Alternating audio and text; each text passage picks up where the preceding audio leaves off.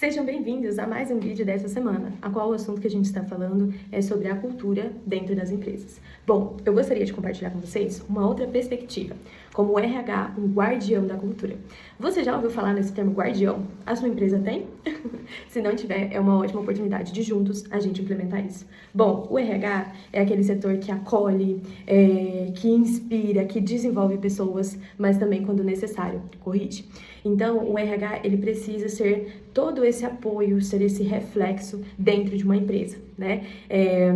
Vai ter momentos em que a gente vai precisar apagar fogo, vai ter momentos que a gente vai precisar acalmar a equipe, os ânimos ali, mas a gente precisa ser essa ponte entre os colaboradores, né? O RH, ele precisa ser a base principal de referência dentro de uma empresa. Por exemplo, quando eu trabalhava em uma determinada empresa também, eu era responsável por toda a parte de recrutamento e seleção, por competência, todo esse processo. E também pelo onboarding, né, que era o desembarque do colaborador dentro da empresa. E isso eram os meus indicadores. Então, eu era responsável por uma boa contratação e por uma permanência dessas pessoas dentro da empresa. Eu, como RH, o que eu fazia para conquistar a confiança dessas pessoas? E para que elas me admirassem e se inspirassem em mim? Primeiro ponto, eu gerava confiança, né, e reflexo através do meu exemplo, da minha postura. E a acessibilidade. Então, eu era aquela pessoa que semanalmente tinha uma roda de conversa, sentava com o líder, sentava com o colaborador e entendia as ambas as partes. Sabe por quê? Porque a pessoa ela pode até entrar querendo ficar na empresa, mas se ela não tiver um onboard, se ela não tiver uma liderança bem estruturada, ela não fica, entende? Então, eu era responsável por conduzir tudo isso dentro da empresa, tá? E era muito legal que, às vezes, a gente lida com histórias diferentes, com momentos diferentes e pessoas com comportamentos diferentes, né? E a gente sempre procura ser o equilíbrio para fazer com que tudo isso aconteça, né?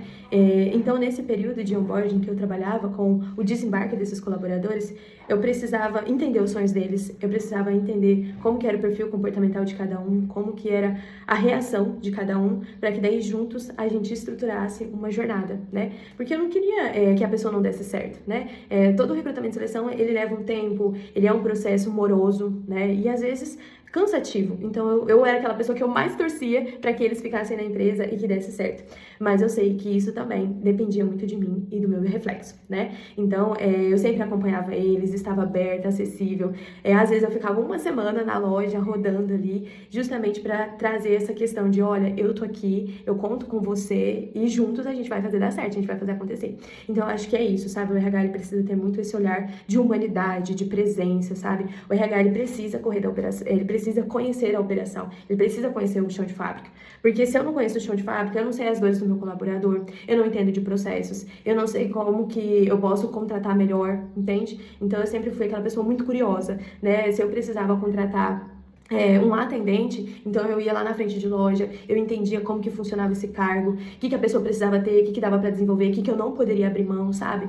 Então o RH ele precisa ser estratégico, ele precisa olhar o processo como um todo, né? Falar, poxa, será que o jeito dessa pessoa vai dar certo com o líder? Porque não adianta eu contratar uma pessoa como se ela fosse dar certo com a minha personalidade, se ela não vai lidar comigo, né? Então tudo isso a gente precisa olhar. Então por isso que eu falo, o RH ele é o guardião da cultura. Então a partir de nós, né, que vem todos esses outros reflexos. É claro que a gente não é o único, né? O líder também precisa ser um guardião, tem outros pilares através disso, mas eu falo que o RH, ele é o principal. E a gente precisa ter essa humanidade, né? Se a gente for parar pra pensar, hoje as pessoas, elas estão muito intolerantes, né? Ninguém tem paciência de ouvir, ninguém tem humildade para reconhecer que errou. Então é onde a gente, com jeitinho, vai acessando as pessoas e trazendo esse olhar de, olha, tudo bem errar, as pessoas erram, mas que isso não aconteça de novo, ou então vamos fazer um treinamento, vamos fazer alguma coisa, para que isso não seja mais o seu muro baixo, né?